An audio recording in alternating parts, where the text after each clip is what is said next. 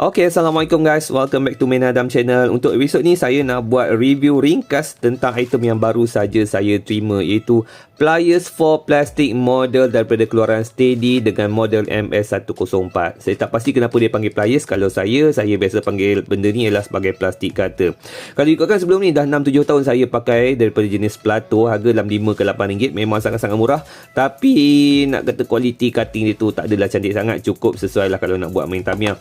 Cumanya bila saya dah makin kerap main Tamiya, main dengan mainan-mainan plastik ni kan, saya rasa mungkin dah tiba masanya untuk saya upgrade tools kepada yang lebih cantik, yang lebih steady, dan saya disarankan untuk ambil yang model ini.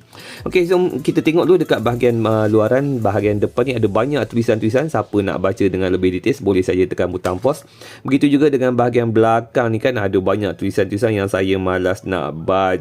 Tak apa, nanti saya akan explain kepada anda semua dengan lebih lanjut tentang item dekat dalam. Cumanya dekat sini kita boleh nampak lah, dia kata jangan potong plastik yang melebihi 3mm punya ketebalan kan.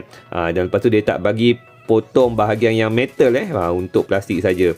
Okey, dan lagi satu yang kacau dia punya itulah bahagian hujung tajam itu kan, bahaya. Okey, alright, so saya nak buka dulu item ni. Ada beberapa benda yang dia bagi dekat dalam ni tau. Yang pertama sekali kita akan dapatkan satu bag untuk cover dia punya kepala. Tapi bag ni saya rasa daripada material macam plastik biasa, getah apa tu, material macam ni lah. Dan tak pasti sama ada dia boleh jaga jari kita daripada tercucuk dengan plier tu. Wallahualam, nanti kita test. Dan dekat dalam ni ada satu Allen key yang kecil, ya, itu saja kot item yang ada kat dalam ni.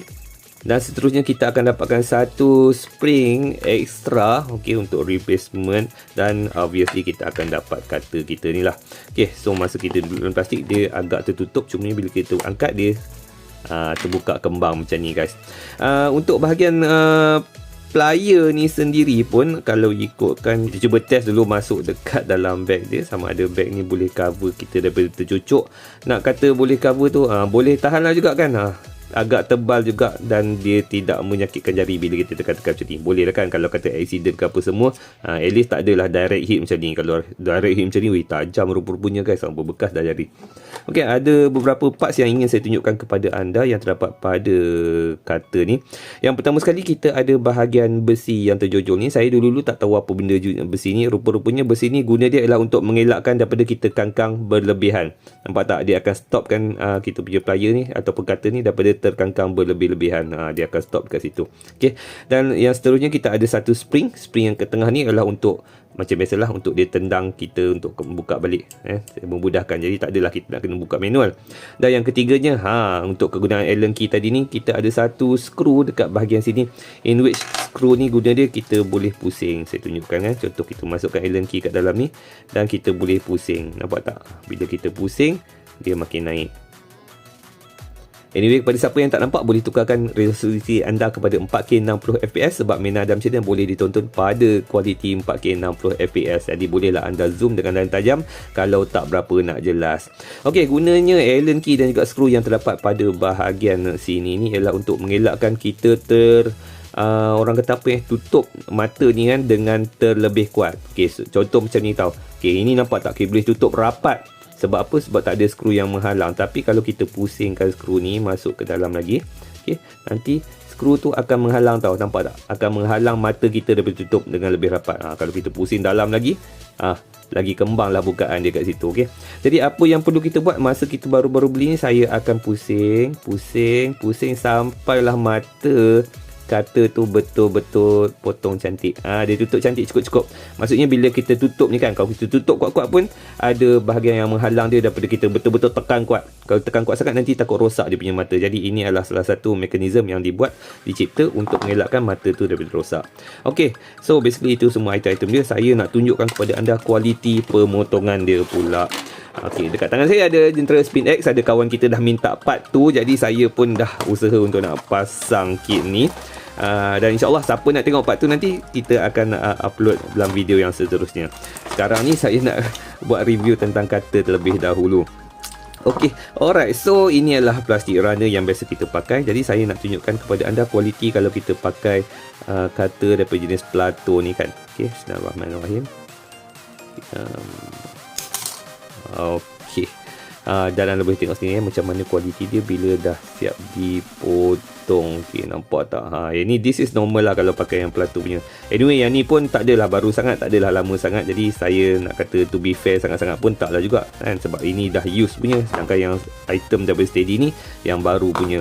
Tapi kebiasaannya kalau pakai daripada jenis Plato ni, memang cutting dia boleh kata nice juga. Nice je, cuma kadang-kadang tak adalah nak berapa cantik sangat. Ataupun selama ni saya rasakan yang ni dah cukup cantik, sedangkan ada kata yang boleh buat jauh lebih cantik. Nah, sekarang ni kita nak test daripada jenis Steady pula. Okey, Bismillahirrahmanirrahim. Saya letakkan kat sini dan kita akan tekan.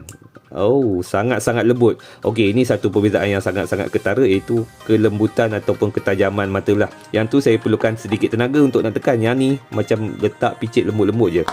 Okey, so kita tengok macam mana rupa cutting dia. Boleh nampak dalam kamera. Okey, yang sebelah kiri ialah daripada brand Steady, yang sebelah kanan ni daripada brand Plato, dan anda boleh tengok sendiri betapa beza dia. Okey, yang ni potong flat, okey, smooth. Yang ni potong dia ada bergerigi. Ini salah satu sebab juga kenapa dia dibuat sebagai ada satu single blade saja. Ini adalah efek daripada double blade daripada keluaran Plato. Boleh tengok kan, memang ada beza sangat-sangat lah. Jom saya nak try potong lagi sekali.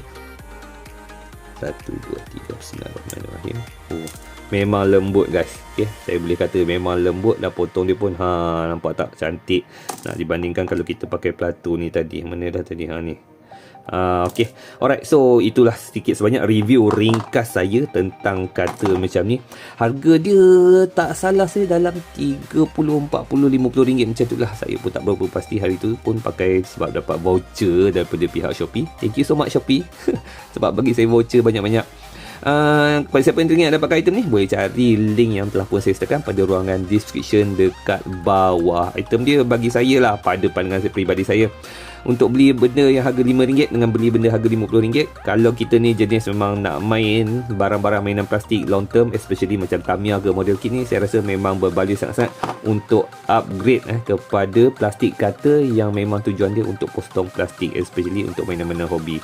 Kalau macam ni kita biasa pakai macam-macam segala benda boleh pakai kan, heavy duty pun kita pakai juga kan, potong wire ke apa semua pakai benda ni.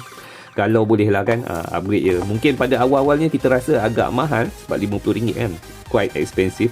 Tapi lepas saya dah beli dan memiliki benda ni, dan rasa sedap tak sedap dia bila memotong plastik-plastik ni, saya rasa memang berbaloi sangat-sangatlah untuk beli satu. Okay, right, so setakat itulah review saya untuk episod kali ni. Kalau anda rasa episod ni bermanfaat untuk anda, jangan lupa untuk tekan butang like. Kalau rasa tengok lagi banyak video-video macam ni pada masa akan datang, jangan lupa untuk tekan butang subscribe. Semoga kita bertemu lagi dalam episod yang seterusnya. Wabillahi teman melalui mainan. Assalamualaikum. Ini bukan mainan.